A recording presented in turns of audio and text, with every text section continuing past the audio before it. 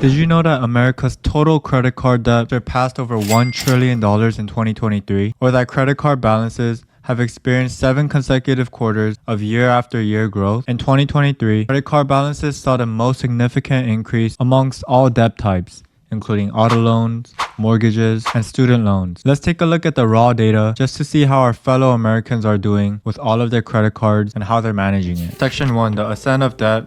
Credit card debt statistics unveiled. This was pretty surprising, and it's that the average credit card debt per household is around $8,232, and the average American has a credit card debt balance of $6,365. That's an 8% increase from 2022, and the first time that the average credit card debt exceeded $6,000 since 2019. There's a 28% credit card utilization, which isn't bad. When you divide your credit card balance and you have a credit card limit of $10,000, then your credit utilization rate will be 10%. Lower credit utilization rate is better for your credit score. The conventional wisdom is that you want to keep that under 30%. So actually the credit utilization rate of 28% is not bad at all. Interest rates have been shooting up ever since 2021 due to the rising inflation. So when you pair the average debt per household of $8,232 with the rising interest rates of 22%, I'd say this is one of the worst ways to lose money and your way to financial freedom.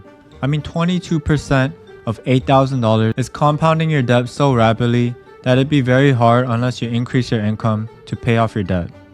If you have the $8,000 and you have an APR of 22.16%, over a 10-year period, it's about $12,000 in interest. I mean, this is absolutely unnecessary and irrational to hold all of this debt. And I would highly recommend anyone holding credit card balances to pay it off and make it a priority in your life. $8,000 isn't a lot of money, but when you're compounding the debt that you owe on a monthly basis, not only are you burning money that you have for yourself, but you're also hurting your credit score by being delinquent on your balances. Section 3, beyond credit cards, average American debt statistics. Americans are juggling all kinds of debt, from mortgages to student loans. Let's read some debt statistics of our fellow and lovely Americans. Americans as a total owe an average of $17.06 trillion of debt.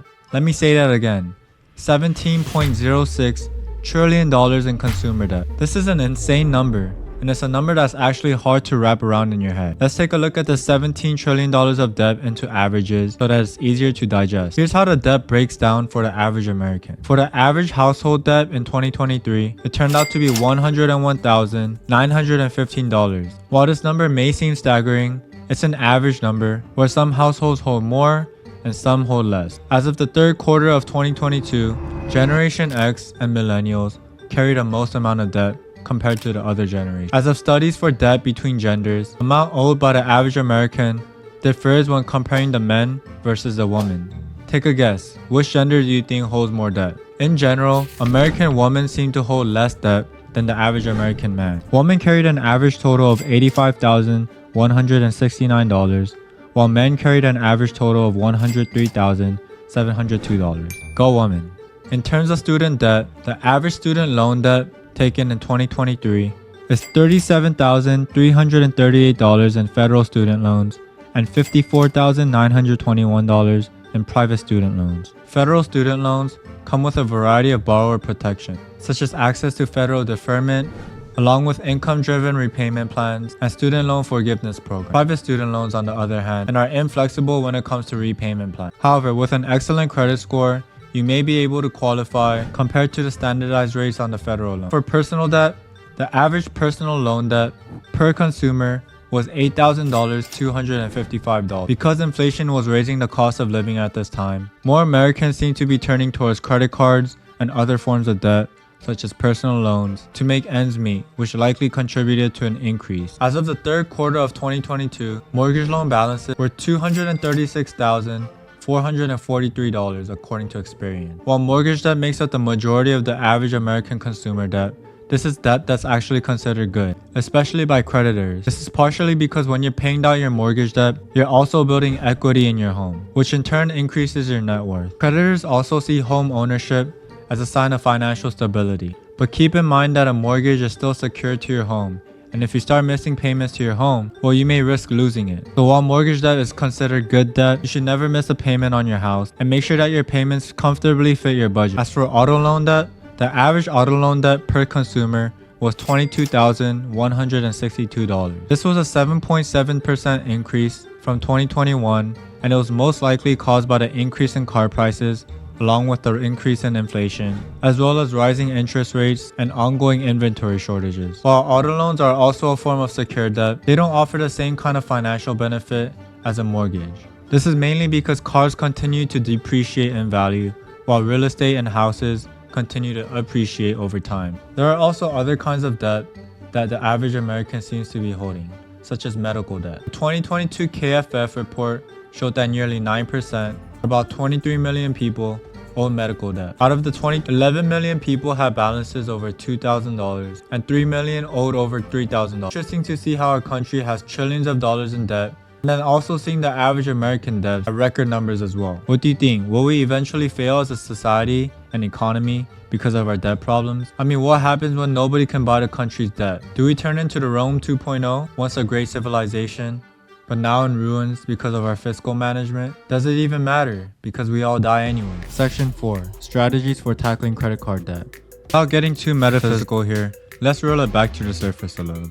With all of this data that we've gathered, and given that we aren't pessimistic or nihilistic about life, we have to do something about it. We can't just leave it at that, right? So let's take a look at some practical ways to manage and reduce your credit card debt. As we've seen from the stats, many Americans are late and overdue on their credit card debt. Here are some methods to consider. First, cut the fluff and stop making excuses. Keep your credit card charges to a minimum and just buy the things that you need. Simply just stop using your credit card or only use it for necessary expenses. Since this is a revolving and compounding kind of debt, it's going to be very hard to pay it all off when you're constantly using your credit card to pay all sorts of spendings. Take a look at your recent transactions and your bank statements and see what you can cut back on. Make a budget that you can use going forward, and there are many budgeting apps that exist today that you can use to help you. Consider a balance transfer credit card if your credit score is good. Balance transfer credit cards offer 0% APR interest rates on credit card debts that you transfer over. Honestly, if this option is available for you, this is actually a no-brainer. I mean, 0% means that you're not paying anything on your debt. And so why wouldn't you get this? You can also take a look into debt consolidation. They typically have lower interest rates than credit cards and also have a fixed payment amount and length of time, which can provide the structure that you need to get rid of your credit card debt. You may be able to negotiate with your credit card issuer to lower your interest rate, but that's actually highly unlikely. Here's some other actionable ways to cut down your debt. First, make a list of all your debt balances from highest to lowest, in the order of highest interest rates to the lowest interest rates, and take a look at how much extra cash you have to pay off certain amount of debt. Then take a look at the income you're bringing in every month, and take a look at the extra cash you have to set aside and pay off the debts. Put that extra amount into the debt with the highest interest rates so that you can get that out of the way, and then continue making minimum payments on your other balances if you have them.